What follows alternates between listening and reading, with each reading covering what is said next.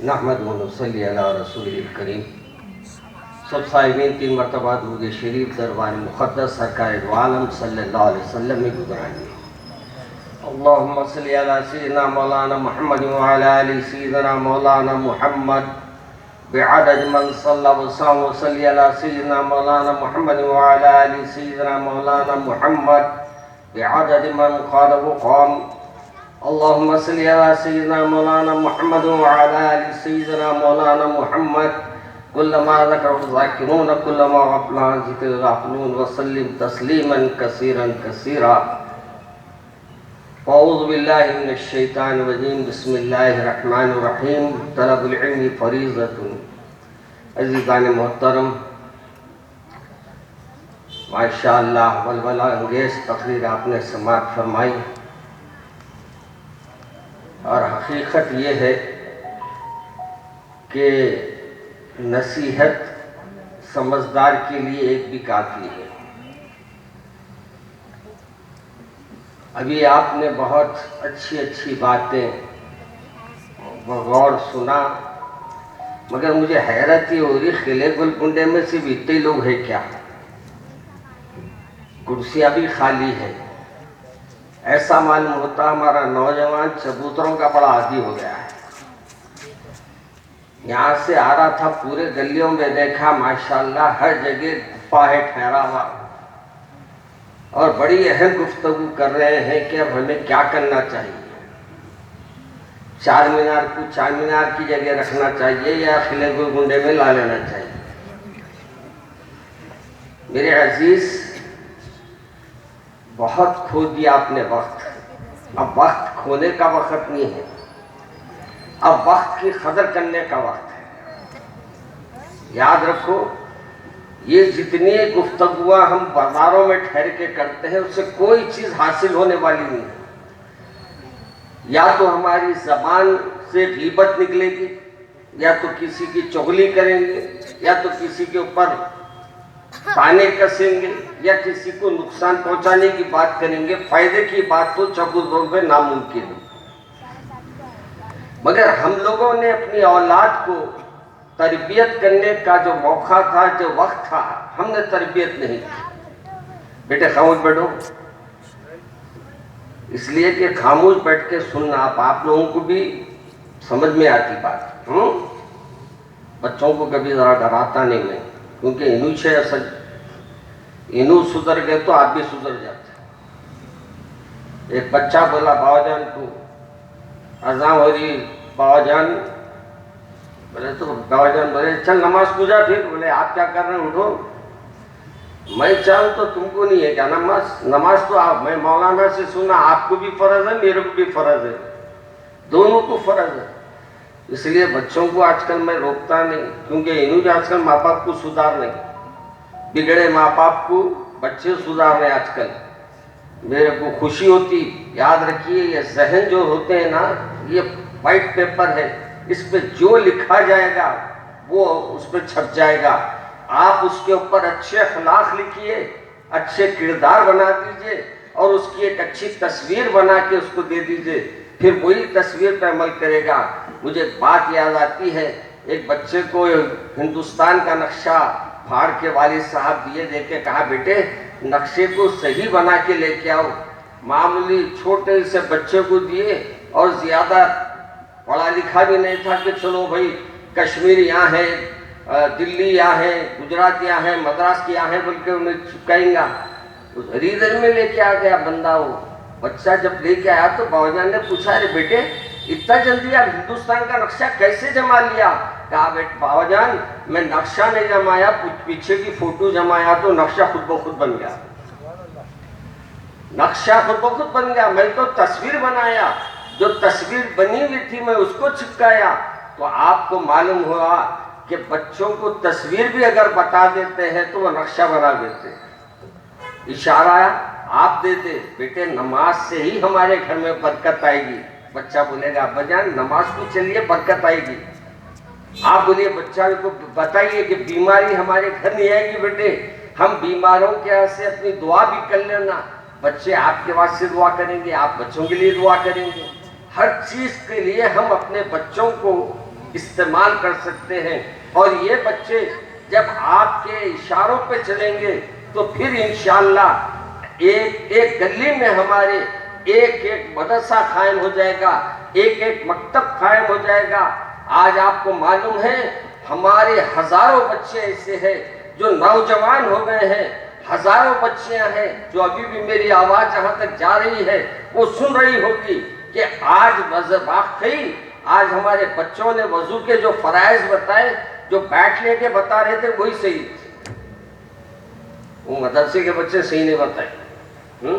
انہیں بولا بیٹا بکیٹ ہے پانی ہے تو نہائے, بکیٹ نہیں ہے پانی نہیں ہے تو کیا نہانا ہے. نہیں, حقیقت ہمارے بچوں کو اتنی سی معلوم ہے کہ لوٹا ہونا بکیٹ ہونا. ارے بھائی لوٹا بکیٹ تو مل جائے گی, لیکن غسل کا طریقہ اگر نہیں معلوم ہے تو آپ 100 ڈبکیاں لگا کے نکل جاؤ, کچھ ہونے والا نہیں. ہم لوگوں کے پاس تو ایسا ہو گیا ہے کہ مسئلے پوچھنا بہت بڑا ایسا سمجھ میں آتا, مولانا میں مسئلہ پوچھا تو کیا بولیں گی, شرمانا نہیں. جو مسئلہ ہے ہمارے علماء سے رجوع کرنا, اپنی بات سمجھ میں نہ آئے تو ان سے بیٹھ کے سمجھنے کی کوشش کرنا, اور بہرحال ان سے کوشش کرنا کہ اللہ کے رسول نے کس انداز سے ہم کو اپنی زندگی گزارنے کے لیے بتایا ہے, کیسے ہم کو حکم دیا ہے. مولانا علی میاں اپنی تقریر میں یا ایک جگہ اپنی تقریر فرماتے ہوئے, اس کی تقریر کو کسی نے تحریر کیا, اس تحریر میں مولانا فرماتے ہیں میاں آج ہمارے اس دور میں سب سے بڑا ظلم ہم نے کیا ہے تو اپنی اولاد پہ کیا ہے. اور وہ ظلم کیا کیا, پیدا ہوئے تو ہم نے کیا کیا, آل سائنس کی نظر کر دیا, گورنمنٹ کی مدرسوں کی نظر کر دیا, کسی اور جگہ نظر کر دیا, اور کہا کہ بچہ میرا لائق بن جانا. بچہ تو آپ کا ڈگریاں لے لیا, لیکن ڈگریوں کے ساتھ ساتھ اس نے اخلاق کو بھول گیا, اس نے تربیت نہیں کرنے کی وجہ سے دین سے دور ہو گیا, اللہ کی نافرمانیوں میں اپنے آپ کو ڈبو دیا. آپ جب بچہ اپنا بدل جاتا ہے, بگڑ جاتا ہے, اس وقت افسوس کرتے ہیں اور کہتے ہیں کہ بھائی یہ کیسے ہو گیا. یاد رکھیے میرے رسول صلی اللہ علیہ وسلم نے فرمایا کہ تم گھوڑا موزور ہونے سے پہلے لگام دو. ہم لوگوں کا یہ حال ہو گیا ہے کہ گھوڑے پہ بیٹھنے کے وقت لگام نہیں دے رہی, جب گھوڑا منہ ادھر ادھر مار کے داتا حلق میں کر لے کے آ رہا اس وقت لگام دے رہا. اب ٹکیں گی لگام نہیں ٹکیں گی. میرے بیٹے میرے بچے سنیے, آج ہمارے گھروں میں اپنے سب سے پہلے تربیت ہونا اپنے والدین کا, ان کے اوپر اثر پڑنا چاہیے. والدین خود گفتگو ایسا کرنا کہ بچے شروع سے اپنے والدین کی بات کو سمجھے, والدین کی بات کو عمل کرے, اپنے گھروں میں دین کو قائم کرے اور بتائے کہ دیکھو میرے رسول صلی اللہ علیہ وسلم ہم صرف اپنی محبت کا اظہار کرتے ہیں. حقیقت میں ہے کہ محبت کا اظہار زبان سے نہیں ہوتا, محبت کا اصرار عمل سے ہوتا ہے. ہم لوگوں کے غلط فہمیوں میں عجیب ہم نے غلط فہمیاں پال لی ہیں. ہم یہ سمجھتے ہیں کہ گلاب جامن بول کے مولانا منہ میٹھا نہیں ہو رہا. ارے منہ میٹھا کیسا ہوگا رے بھائی, گلاب جامن بولنے سے منہ میٹھا نہیں ہوتا, گلاب جامن خرید کے کھا لے منہ میٹھا ہوتا. آج ہم لوگوں کا بھی حال ہو گیا ہے, رسول کو چاہنے کے دعوے کرتے. کبھی پوچھو میرے رسول کھاتے کیسا تھے, میرے رسول بیٹھتے کیسا تھے, میرے رسول صلی اللہ علیہ وسلم لوگوں سے ملا کیسا کرتے تھے. ہمارے بزرگوں نے اپنی زندگی کو ان کے نقش قدم پر چلایا اور ان کے ہر عمل کو اپنایا, اور آج عمل کرتے کرتے وہ خبروں میں چلے گئے. لیکن خبروں میں جانے کے باوجود اللہ نے وہ عزت انہیں عطا فرمائی کہ آج دور دور سے وہ قبور تک جاتے ہیں لوگ. کیوں؟ کیونکہ وہ اللہ والے ہیں, اللہ کو ماننے والے ہیں. اللہ کو ماننے والے نہیں ہیں بلکہ اللہ کی ماننے والے ہیں. آج ہم لوگ اللہ کی مانتے ہیں, اللہ کو مانتے ہیں. کیا کرتے بولو, سب مانتے نہیں مانتے, اللہ کو مانتے نا. اللہ کی کتنے لوگ مانتے ہیں وہ نہ کو لوگ. ہمارے بچے تو بیچارے نا سمجھی میں ہاتھ اٹھا لے رہے ہیں. حقیقت میں بولو فجر کی اذان ہو رہی تو اللہ کی مانتے شیطان کی مانتے ہے نہیں. اگر ہمارے کو اگر کوئی سنت کے خلاف کام دکھا تو ہم بولتے ہیں مولانا शादी में मैं गया मौलाना, बैंड बाजा खत्म होने के बाद जाके खाया, जायज है नहीं मौलाना? वाह वाह वाह। गोबर की काफी खो के मौलाना मैं मुस्कान में खाना खाया, कैसा है? अच्छा है। आज हम लोग भी ऐसी कर रहे हैं, हर अमल को क्या कर रहे हैं, जरूरी देर के लिए टाल दे रहे, और उसके बाद बोले मौलाना ये अमल मैं करा, क्या आप सही है? नहीं है, आप सही है, बात है। अमल का गलत कैसा होता? हम गलत हो सकते, आपका अमल गलत नहीं हो सकता। मेरे अजीज दोस्तों, आज मकातिब है, आज मकातिब का ख्याल रखें, आप अपने जहनों में रखें और याद रखो, आज मैं देख रहा हूं ये मदरसों के तरफ से मकातिब चल रहे हैं। पहले जमाने में मकातिब जो चलते थे, मसाजिद में जो पढ़ाते थे, वो कोई और नहीं थे, हमारा नौजवान पढ़ाता था। उस वक्त उस्ताद आके पढ़ाते थे, हाफिज साहब बहनों में सालों में एक वक्त सूरत दिखती थी उनकी। अब अल्लाह का फजल ये है कि हमारे घर में हाफिज हो गए हैं, हमारे गलियों में हुफ्फाज हो गए हैं और हमारे महलों में हुफ्फाज हो गए हैं, लेकिन हमने हुफ्फाज की इज्जत करना भी नहीं सीखा, उस हुफ्फाज को मुकाम देना भी नहीं सीखा।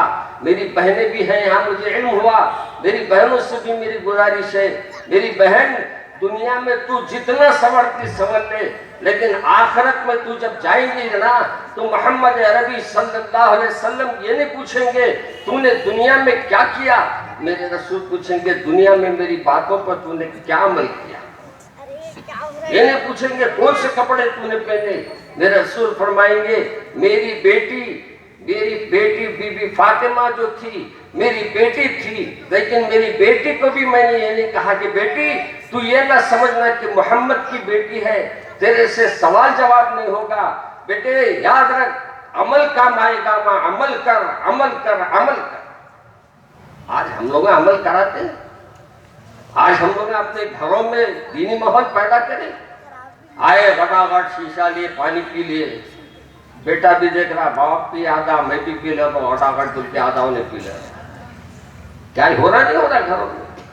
चिप्पा सिस्टम अपने पास है नहीं। सुन्नत क्या है? रसूल की सुन्नत, दस्तर पे बैठ के खाओ, एक साथ बैठ के खाओ, बिस्मिल्लाह बोल के खाओ।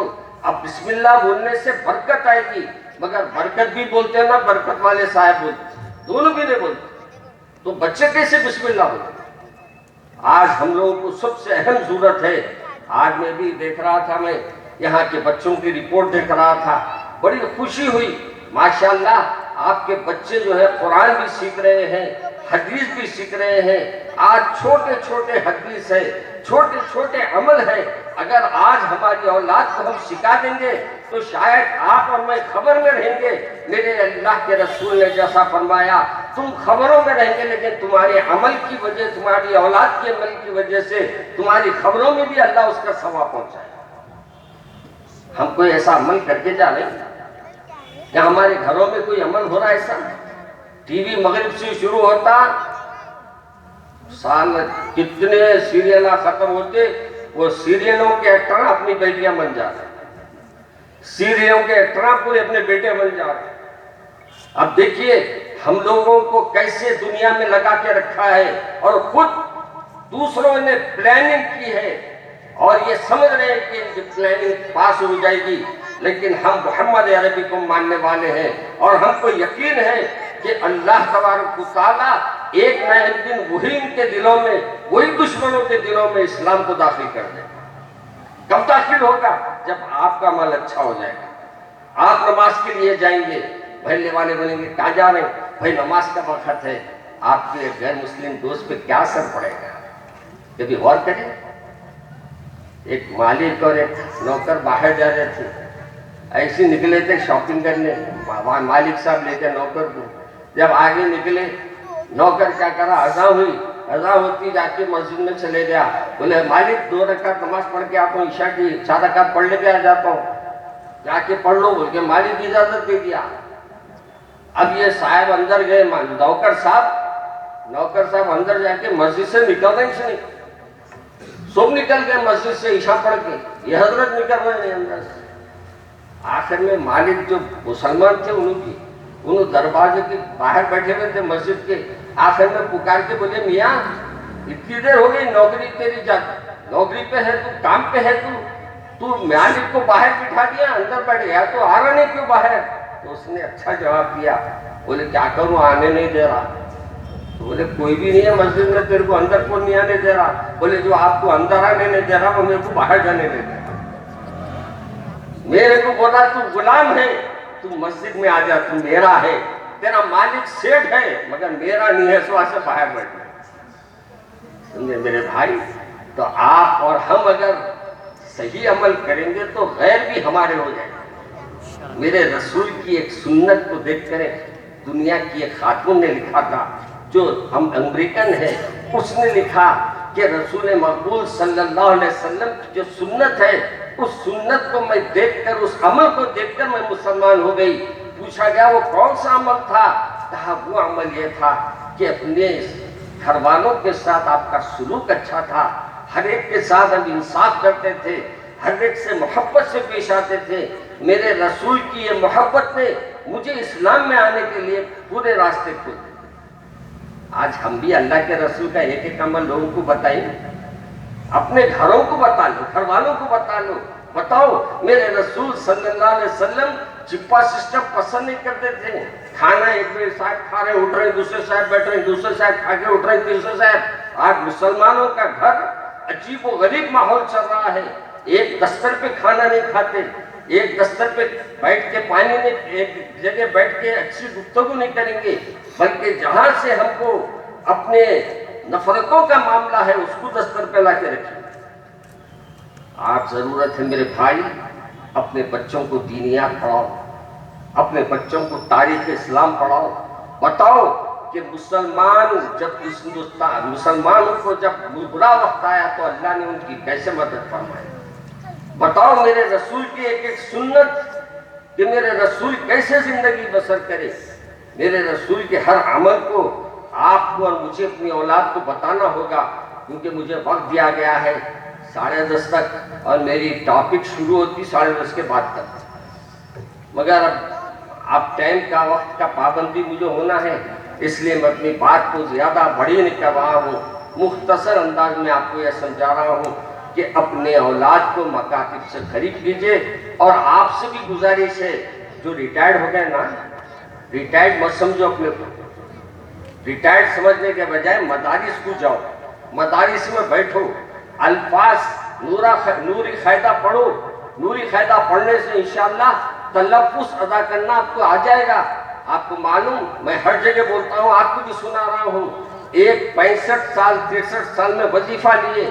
میرے ایک مرید تھے، جب 63 سال میں وظیفہ لیا انہوں نے، میرے سے آگے پوچھے حضرت میں کیا کروں؟ تو میں نے کہا کہ کیا کرتے؟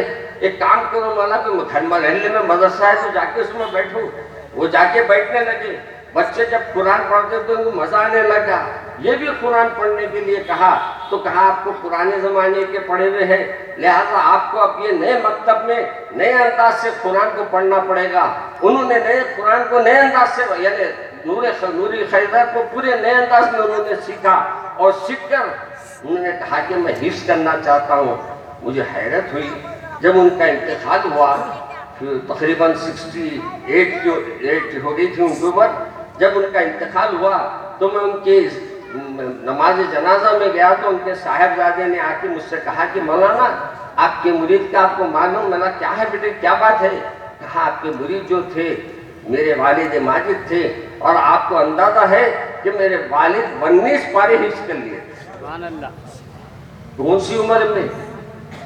وظیفے یاد ہونے کے بعد، وظیفے پہ ہٹنے کے بعد.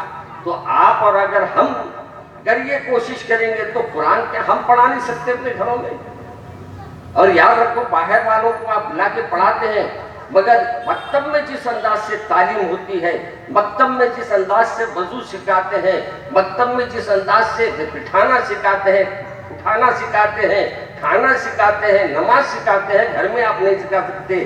اس لیے میرے عزیز دوستو، دور حاضر میں مکاتب ہمارے واسطے ایک ہمارے بچوں کے لیے بہترین ایک یعنی ٹریننگ سینٹر ہے سمجھیے، جہاں آپ کے بچے نہ صرف پڑھتے ہیں بلکہ ان کو اپنی زندگیاں کیسے گزارنا ہے وہ بھی ان کو سمجھایا جاتا ہے. اس لیے میں مبارکباد دیتا ہوں یا مکتب چلانے والوں کو.